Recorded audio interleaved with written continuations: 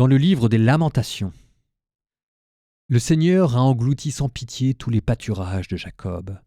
Dans son emportement, il a détruit les forteresses de la fille de Juda. Il a jeté à terre et profané le royaume et ses princes. Les anciens de la fille de Sion assis par terre se taisent. Ils ont couvert leur tête de poussière et revêtu les toiles à sac. Elles inclinent la tête vers la terre, les vierges de Jérusalem. Mes yeux sont usés par mes larmes, mes entrailles frémissent.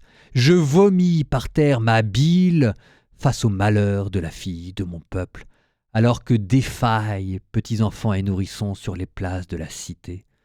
À leur mère, ils demandent où sont le froment et le vin, alors qu'ils défaillent comme des blessés sur les places de la ville et qu'ils rendent l'âme sur le sein de leur mère.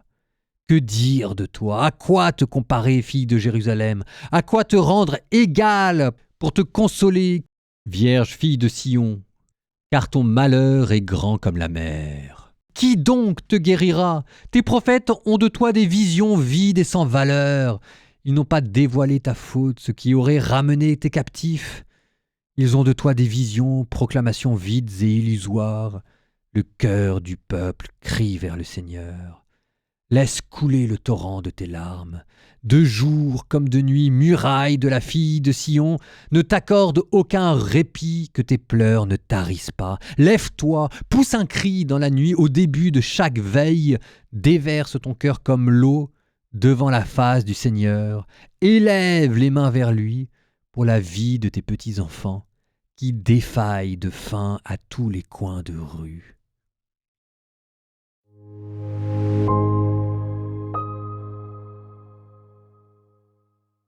De manière assez logique, là on a eu un extrait du livre des Lamentations de Jérémie. Ça s'explique assez bien. Parce que hier, on assistait quasiment en direct à la destruction de Jérusalem et du Temple. On est en moins 587 avec Nabuchodonosor qui envahit Jérusalem. Et là, ce que vous venez d'entendre, cette grande lamentation, c'est le prophète Jérémie qui se lamente sur Jérusalem détruite et dévastée. C'est des très beaux textes. Alors c'est peut-être pas Jérémie qui les a écrits, mais en tout cas c'est attribué à Jérémie. Je vous avais dit que Jérémie c'était le prophète qui avait assisté en direct à la destruction du temple de Jérusalem, qui avait tout fait pour l'éviter. On ne pourra pas dire que non seulement Dieu n'ait pas averti son peuple, et que Dieu n'ait pas assisté avec son peuple, qu'il n'ait pas vécu entre guillemets de l'intérieur pour ouvrir toutes les portes de sortie qu'il pouvait. Je veux dire, ils ont tout refusé. Donc là c'était Jérusalem, et on attribue à Jérusalem ce chant, la lamentation sur Jérusalem. Ça, pour la petite histoire, c'est tellement beau que dans la tradition monastique, c'est des chants qu'on lit au Triduum pascal, le jeudi saint, le vendredi saint, le samedi saint, quand on assiste en direct à la mort de Jésus, et on recommence chaque office des ténèbres en lisant un passage du livre des Lamentations de Jérémie.